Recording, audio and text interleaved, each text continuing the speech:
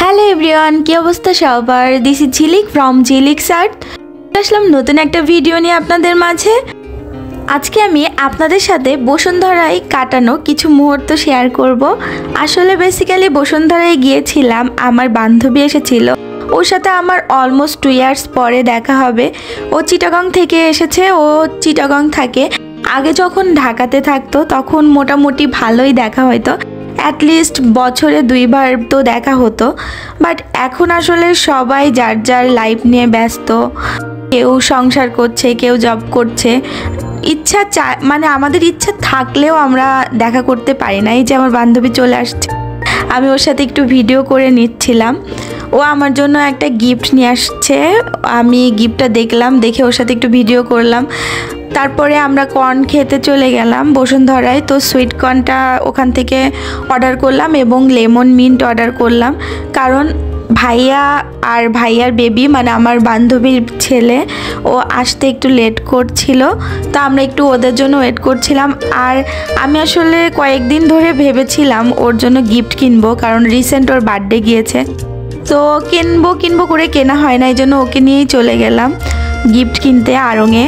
তো গিফট কিনে আমরা চলে আসলাম বসুন্ধরার ফুড কোর্টে, কারণ বসুন্ধরায় আসলে বসুন্ধরার ফুড কোর্ট থেকে আমাদের কিছু খাবার খেতেই হবে।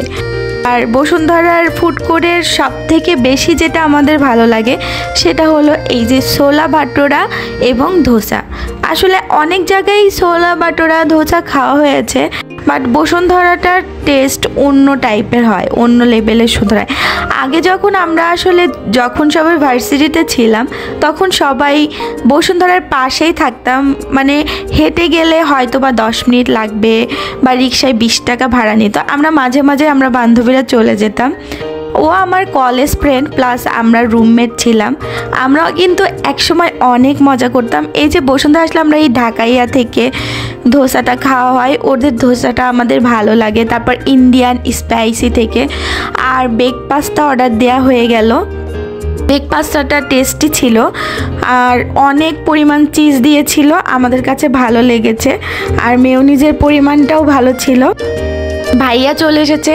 আসলে ওরা তেমন কিছু খেতে চাচ্ছিল না, কারণ ওরা অলরেডি একটা দাওয়াত থেকে এসেছে শুধুমাত্র আমার সাথে দেখা করার জন্য। এই যে গুলটু সোনা, ওরে আমি একটু আদর করছি। আমার আসলে ছোট বাচ্চা দেখলেই খুব আদর করতে ইচ্ছা করে, আমার ভালো লাগে। আর বাবাটা কি সুন্দর তাকায় আছে মানে ক্যামেরার দিকে। এই তো খাওয়া দাওয়া শেষে বাবুকে একটু কোলে নিলাম, কোলে নেওয়ার পরে ওরা চলে গেল। ওদেরকে বিদায় দিয়ে আমি বাসায় চলে আসছিলাম। একা একা মনটা ভালো লাগছিল, কারণ অনেক দিন পরে ওদের সাথে দেখা হলো। আজকের ব্লগটা আমি এখানে শেষ করছি। সবাই ভালো থাকবেন, আমার জন্য দোয়া করবেন। আমার ব্লগ ভিডিও যদি আপনাদের ভালো লেগে থাকে তাহলে আপনার ফ্রেন্ডস অ্যান্ড ফ্যামিলির সাথে শেয়ার করবেন। আল্লাহ হাফেজ।